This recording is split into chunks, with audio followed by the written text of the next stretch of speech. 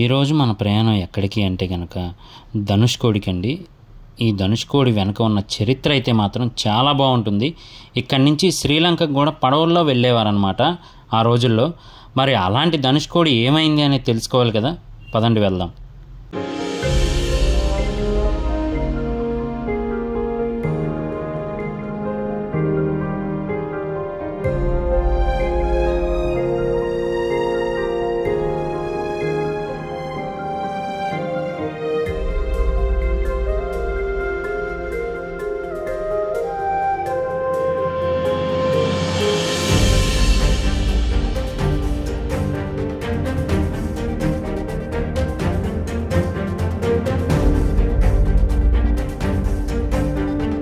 చూశారు కదా, అసలు ఇక్కడ జరిగిన సంఘటన ఏంటి అంటే కనుక 1964లో పంబన్ బ్రిడ్జ్ మీద నుంచి ఇక్కడ ధనుష్కోడికి అయితే ట్రైన్ రావాల్సి ఉంది.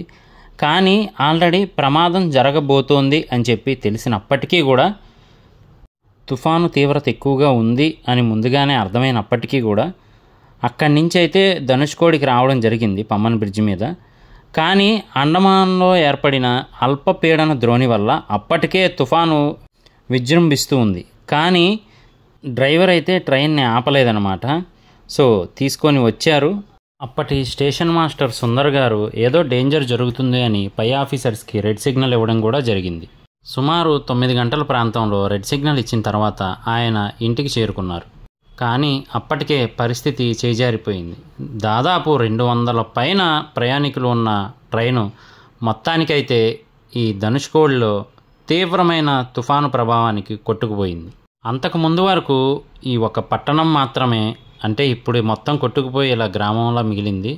ఒకప్పుడు ఇక్కడ కస్టమ్స్ ఆఫీసు, అలాగే పోలీస్ స్టేషను, హాస్పిటలు, స్కూలు తెలిసిందే కదండి. బ్రిటిష్ వారి పాలనలో ఏవైతే సముద్రపు ఒడ్డు పట్టణాలు అవి ఉంటాయో వాటన్నిటిలోనూ అన్ని సౌకర్యాలు ఉండేలా చూసుకునేవారనమాట. ఈ ఏరియా కూడా అలాగే ఉండేది, పోర్ట్ కింద.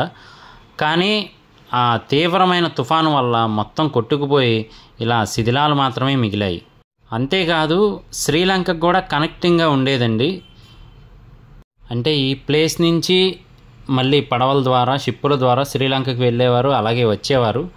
కానీ ఇలా మొత్తంగా అయితే ఒక తుఫానుతో మారిపోయింది. అలాగే ఈ ప్లేస్ని డేంజర్ ప్లేస్గా అయితే ప్రకటించిందనమాట తమిళనాడు గవర్నమెంట్. కానీ ఆ రోజుల్లో ఆ హిస్టరీ అది తెలుసుకుంటే మాత్రం చాలా బాగుంటుంది అసలు చరిత్ర అనేది. కానీ చివరికైతే ఇలా మిగిలింది. కానీ తమిళనాడు గవర్నమెంట్ వేసిన రోడ్ల వల్ల మళ్ళీ ఈ ప్లేస్కి రావడం చాలా సులువు అవుతుంది. అంతేకాదు ఇప్పుడు ఇక్కడ జనాలు నివసిస్తున్నారు. ఎవరు అంటే జాలర్లు మాత్రమేనండి.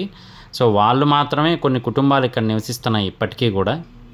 సో మొత్తానికైతే ఆ తుఫాను ఏకంగా ఇళ్లల్లోకి వచ్చి జనాల జీవన విధానాన్నే మార్చేసిందని చెప్పచ్చు. అంతేకాకుండా అప్పటికే ఈ ఊర్లో ఉండే ప్రజలు దాదాపు 2000 మంది దాకా ఉండేవారు. వాళ్ళందరూ రాత్రికి రాత్రే చనిపోయారనమాట. సుమారు 20 అడుగుల కంటే ఎత్తున్న అలలైతే వచ్చాయి.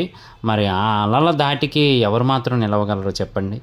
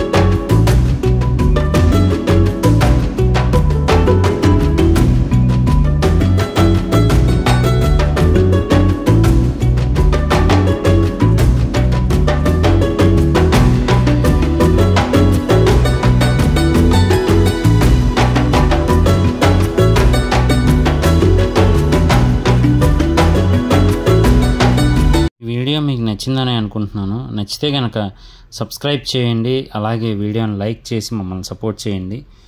మళ్ళీ ఇంకొక ప్లేస్తో మిమ్మల్ని కలుస్తాను. నేను మీ ప్రసాద్. Thank you.